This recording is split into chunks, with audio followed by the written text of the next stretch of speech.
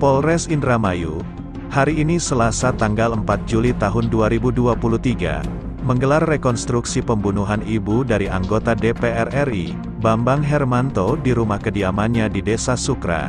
Adegan rekonstruksi tersebut digelar pada pukul 11.30 waktu Indonesia bagian Barat.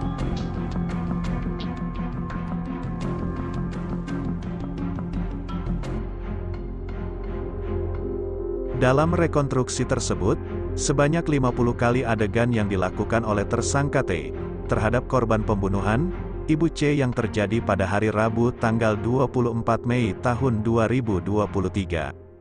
Sebanyak 26 saksi dihadirkan dalam adegan rekonstruksi pembunuhan tersebut, termasuk saksi ahli, dari hasil penyidikan tim Polres Indramayu yang dipimpin langsung oleh Kapolres AKBP Fahri Siregar. Dari pengumpulan alat bukti dan ditemukannya adanya beberapa barang bukti dapat disimpulkan bahwa motif dari tersangka melakukan pembunuhan tersebut, tersangka ingin menguasai barang milik korban.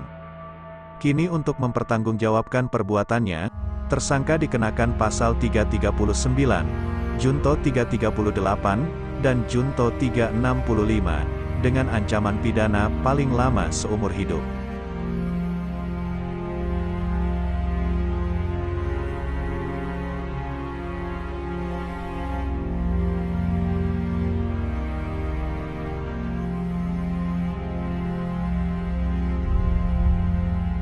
Indramayu melakukan rekonstruksi tindak pidana pembunuhan yang dilakukan oleh saudara T terhadap korban Ibu IC yang terjadi pada hari Rabu tanggal 24 Mei 2023. Dan tadi dilakukan rekonstruksi dengan 50 adegan, dan dari hasil proses penyidikan yang kami lakukan, dari pengumpulan alat bukti dan juga ditemukannya beberapa barang bukti, kami simpulkan bahwa motif dari tersangka melakukan tindak pidana pembunuhan ini dikarenakan ingin menguasai barang milik korban.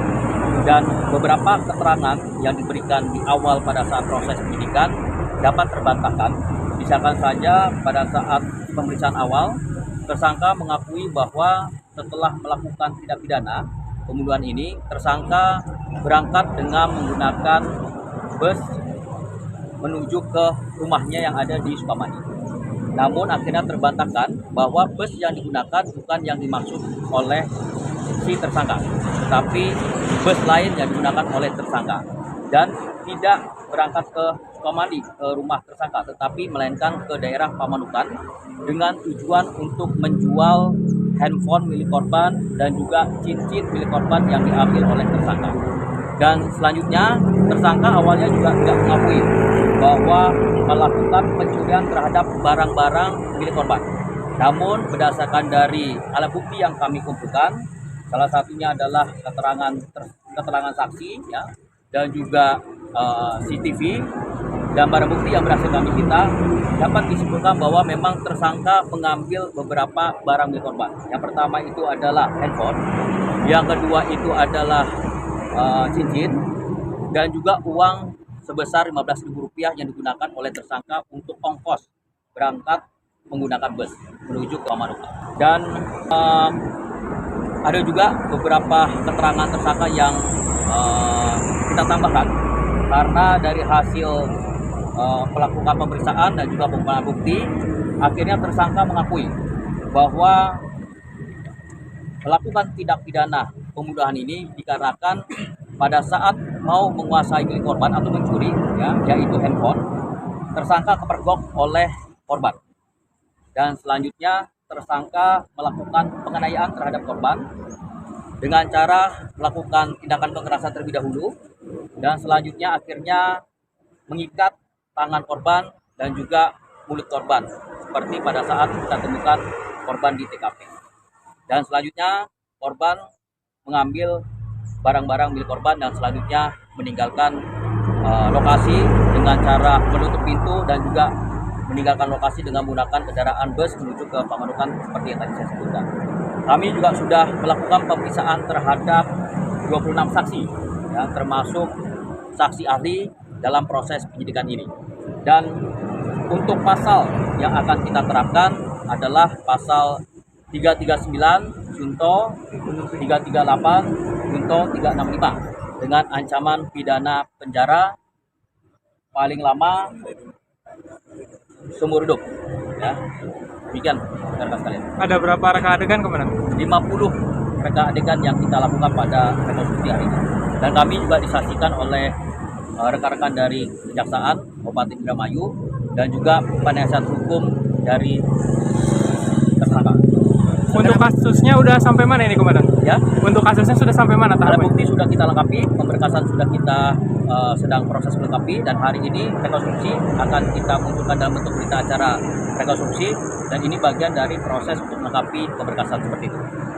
Kenapa dari pihak keluarga atau kuasa hukum tidak bisa melakukan pendampingan pada saat rekonstruksi tadi, Pak? Karena rekonstruksi itu ada ketentuan sendiri, kita harus taat hukum, taat aturan, bahwa yang bisa masuk ke dalam area untuk lakukan rekonstruksi itu hanya penyidik dan disaksikan oleh jaksa penuntut umum dan juga penasihat hukum dari tersangka. Sementara sampai saat ini kan kita juga belum menerima surat penunjukan kuasa hukum dari pihak korban. Makanya kita juga harus membatasi, karena kita harus taat aturan, taat hukum, dan juga tentunya kita harus mengamankan dari tersangka seperti itu. Oke. Ada bisa disimpulkan bahwa ini adalah pembunuhan berencana, Pak? Sampai saat ini belum. Ya, tadi yang pasal yang saya jelaskan tadi 339 itu, 338 itu seperti yang tadi saya jelaskan.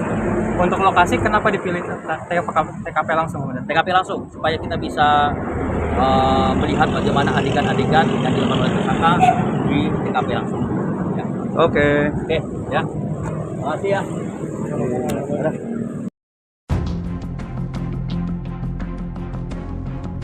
Dalam acara rekonstruksi tersebut, pihak keluarga korban merasa sedikit kecewa lantaran dilarang masuk oleh tim penyidik.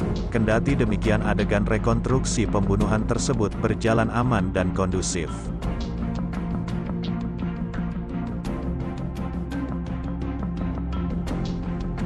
Pihak keluarga pengen mengetahui sebenarnya yang terjadi seperti apa, karena menurut pemahaman kita bahwa pelaku ini sudah membuat suatu perencanaan, dan hari ini kita lihat sendiri, kita berada di luar, kita tidak bisa masuk karena memang polisi tidak menghendaki kita untuk masuk.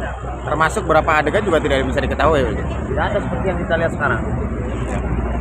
Yang ingin diketahui sama Pak Baer sendiri saat apa itu kita kan pengen mengetahui secara langsung sebenarnya prosesnya seperti apa sampai kemudian ibu meninggal begitu kan, karena selama ini kan kita tidak pernah tahunya hanya dari cerita-cerita.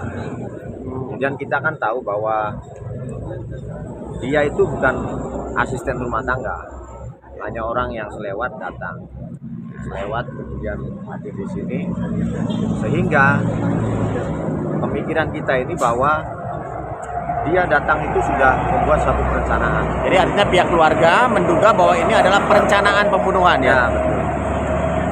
Pak, kalau alasannya kenapa katanya nggak boleh masuk gitu, Pak? Ya saya kira tadi maunya steril dan lain sebagainya.